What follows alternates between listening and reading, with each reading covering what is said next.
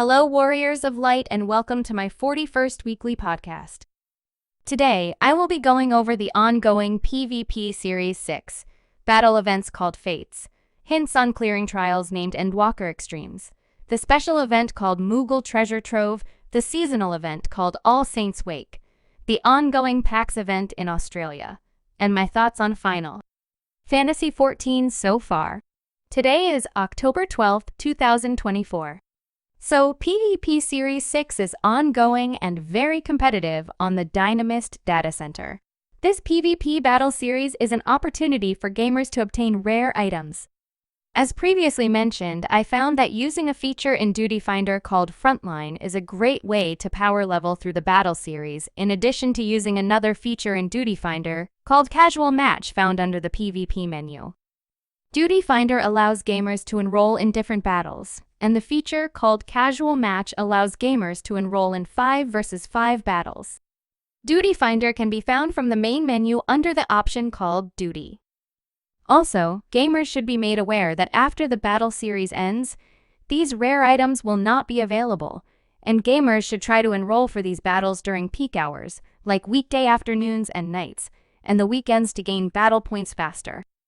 So, moving on to my next topic, Fates or battle events are open area battles found in Final Fantasy XIV, and are also known as full active time events. Gamers can use these battle events to gain experience points, obtain rare items, and earn achievements. I highly recommend gamers participate in these battle events to level up faster and learn more about the Final Fantasy XIV folklore. Next, trials called Endwalker Extremes have been a hot topic lately, and since these trials can be cleared with an optional battle enhancement called Echo, a lot of gamers are trying to clear them. The enhancement called Echo can be selected under Duty Finder settings, and selecting the unrestricted party option. So, I will go over some tips for clearing each extreme for the first time, and recommend gamers use 700 level gear or above. For the trial named Mount Ordeal Extreme, gamers can dodge most attacks and possibly want to set up circular positions for the attack called Radial Conflagration. For the trials named Stormcrown Extreme, Minstrel's Ballad, Hydaelyn's Call, and Minstrel's Ballad, Zodiark's Fall, gamers can also dodge most attacks and defeat the enemy boss.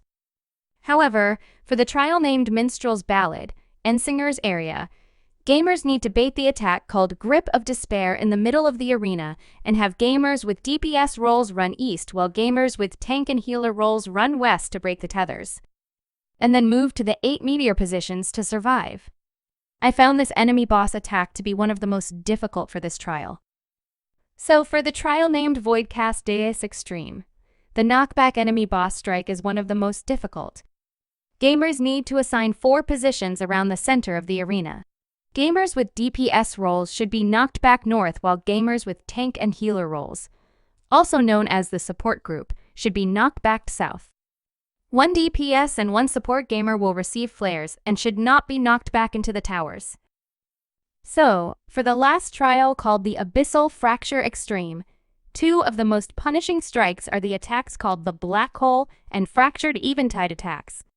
1 gamer will be marked with a black hole indicator and must move away from the enemy boss named Zeramis on the other side of the arena, while the rest of the gamers move to a safe corner near the enemy boss to avoid the Fractured Eventide attack.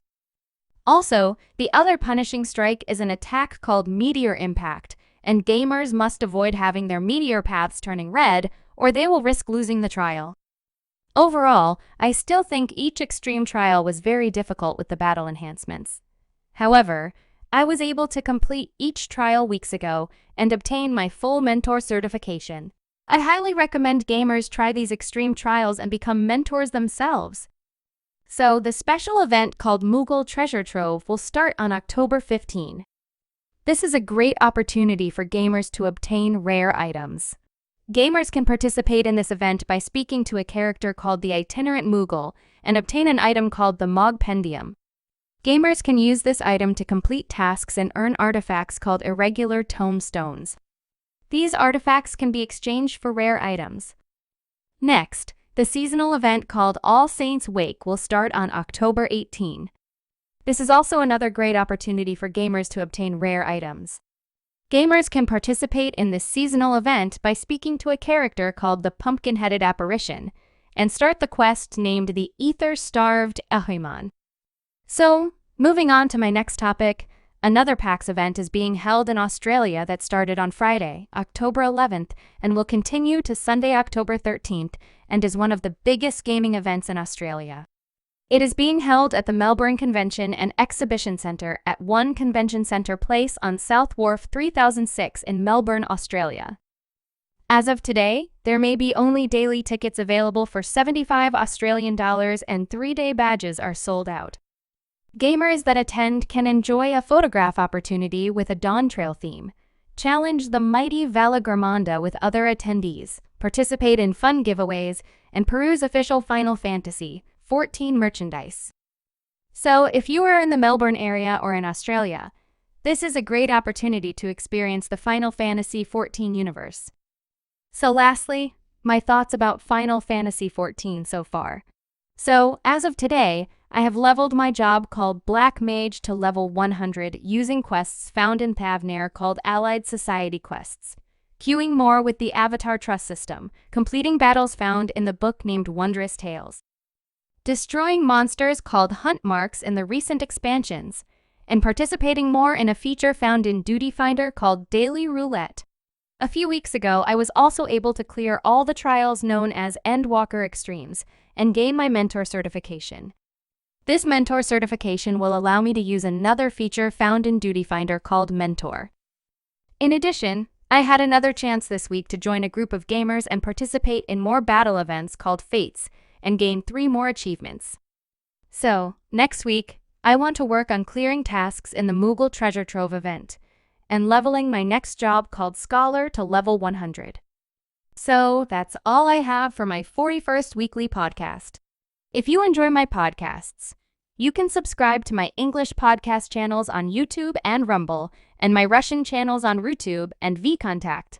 Also, you can follow me on X, formerly known as Twitter, under Dynamis Ryne. I try to answer comments and questions found on my channels through my weekly podcasts. Feel free to post on my social media platforms and subscribe. Thank you for watching. See you next time.